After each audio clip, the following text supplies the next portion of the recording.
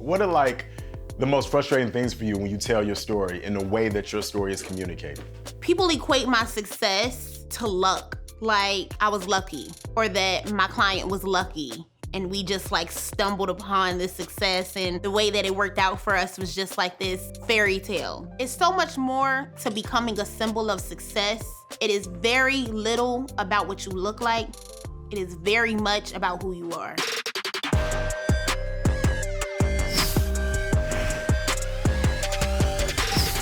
I just want to make sure that people understand that there is a method and that there is a process. There's so much behind what you look at, what you like, what you love, whether it's music or fashion. The only way to be successful at the level in which you want to be successful is understanding the inner workings of what you're doing so that you can dominate. You can't dominate something if you don't understand what the first level looks like, what the second level looks like. That's why I'm so excited to talk to you, man. We want to get the strategy behind the method. Like, what was the method of creating a star, and you're a star yourself? So let's go all the way back to the beginning. Okay. Where are you from? I am from Wilmington, Delaware, by way of Charlotte, North Carolina. I can't leave out where I was born and semi-raised, but I moved to Wilmington, Delaware when I was 8 years old with my mom and my sister, my younger sister. All of the lessons I've learned, good, bad, and ugly, have been right here in Wilmington. I really take pride in where I'm from. I still make sure to think about Wilmington and how I can help. You just never know who's watching, who just needs that inspiration in the morning to know that someone that came from this very place elevated out, and you know that is super possible for them too. Were you one of those people who always knew exactly what you wanted to do when you graduated? You like, walk us through how you got into your career path. I always knew I was gonna be rich. I've always had personality. I've always been very ambitious, very focused. In my head, I was in High School Musical. I was like starring in my own version of High School Musical. Like, I really enjoyed high school. I didn't know exactly what I was gonna do, but I know I'm gonna do something. It's gonna make me a lot of money. Period. Where did that confidence come from? You seem to have always had this idea that you could achieve anything. My mom didn't say a lot as far as like, you gotta be confident, or you gotta, walk with your head high, or you can be whatever you wanna be. She didn't use cliches.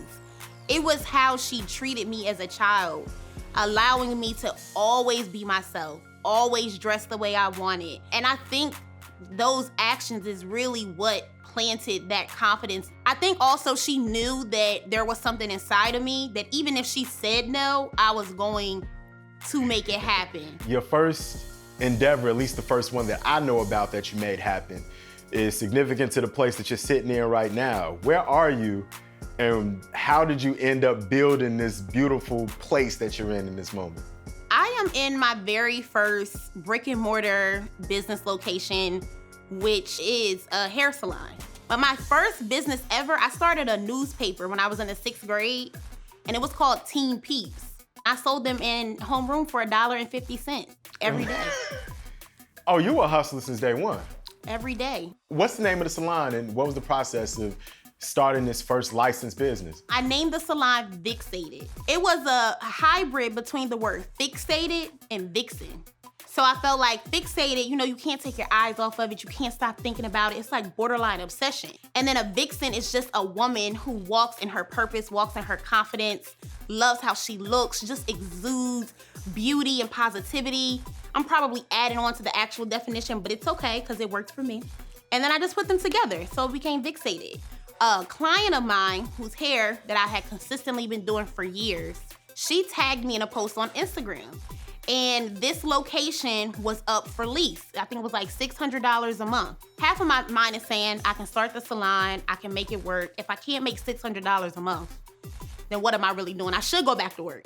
And then the other half of me was saying, this could be a perfect guinea pig project for me to begin incorporating this vision of mine for being a publicist. I felt like I could use my hairstylist as my clients, find them opportunities, and then find visibility for those opportunities and help them to grow their clientele outside of the booth. Because it was my junior year in college that I knew that that's what I wanted to be, was a publicist. PR is really just helping someone to capitalize on whatever their opportunity is and get them visibility, maintain their relevancy, help to grow their brand.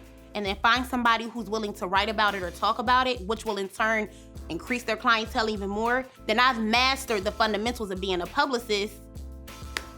And I didn't even go to school for that. I was an English major. So when did this work as a startup publicist at the hair salon evolve into becoming a publicist for artists like Cardi B? One of my stylists called me and said, hey, there's this girl coming to town. Her name is Cardi B. This was before she had even dropped any music, even before Love and Hip Hop had actually aired. I didn't know who she was at the time and I didn't follow her on Instagram. So they let me know somebody's bringing her to the Gold Club, which was the only strip club in Wilmington. Well, you got hacks, but it'd be that strip club that you just don't even, yeah. So they brought her to the Gold Club, which happens to be my business partner today. We had already had a pre-existing relationship. So I reached out to him and I'm just like, hey, would you mind sending her to the salon? We'll do her hair and makeup at no charge. So summer of 2015, she pulls up to the salon. She's in this PT Cruiser with her manager at the time.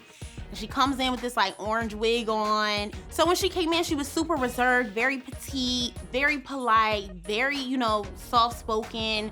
She really didn't say much while she was getting her hair and her makeup done. But once she was finished, she invited us to come to the club with her.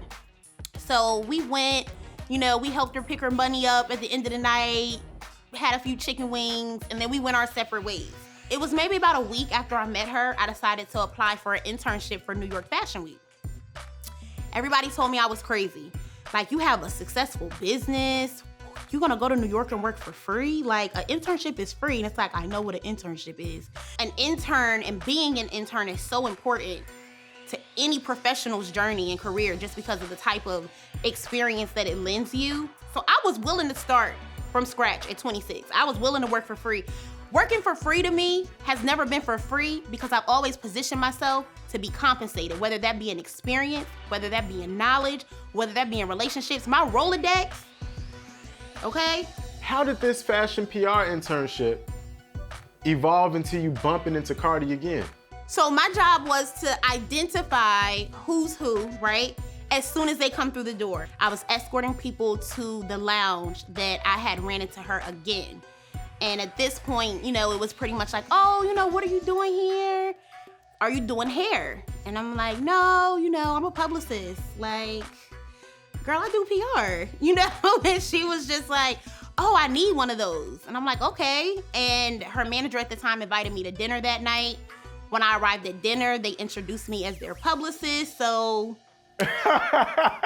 Wait a minute. So at this point, you're an intern, always had this dream of being a publicist, but you had the wherewithal to say, with confidence, look in the face and say, nah, I'm a publicist. That's who I am. Yeah, 100%. I knew I wouldn't always be an intern, so I'm just gonna introduce you to who I will become. Amen. The publicist. Amen. So you don't seem like you deal with this, but a lot of people talk about imposter syndrome. You familiar with it? Yeah, no, I don't have that. Okay, so when did Cream Agency become a reality? So once I solidified her as a client, I just, was working. I'm cold calling. I'm pulling emails off of LinkedIn, off of Instagram. And then I realized that when I'm sending out these emails or I'm making these calls, I'm not communicating any representation. And I really wanted to be represented by an entity. I felt like this was a perfect opportunity to build a business outside of the salon that really represented my overall ambition. So I evolved maybe a year later into the Cream Agency, which became a boutique agency for public relations and creative marketing. Is there a moment or a time period or a placement that you were like, Cream Agency was validated? What really solidified that for you personally? It was kind of two moments. The first moment was when we found out that Atlantic Records wanted to sign her. And one thing that they wanted to see when they were preparing to sign her was just a cumulative review of her press.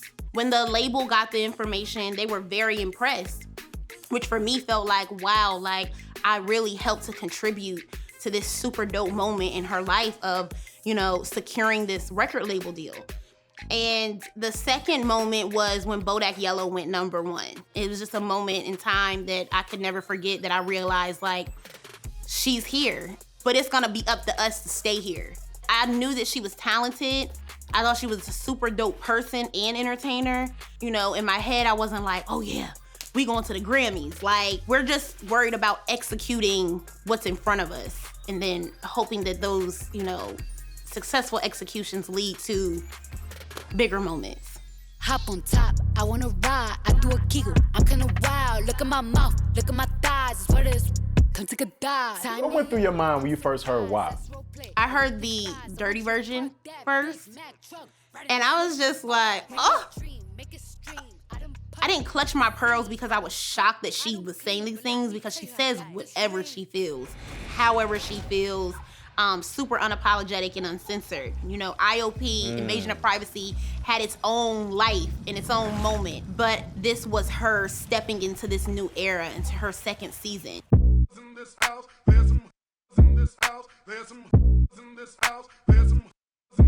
I said certified free, 7 days a week. When you hear a record like that, are you thinking about what a creative rollout might look like and what the visuals might look like? At what point do you begin that part of the process when you start to visualize how this is going to be packaged to the world? Cardi is very organized when it comes to plans.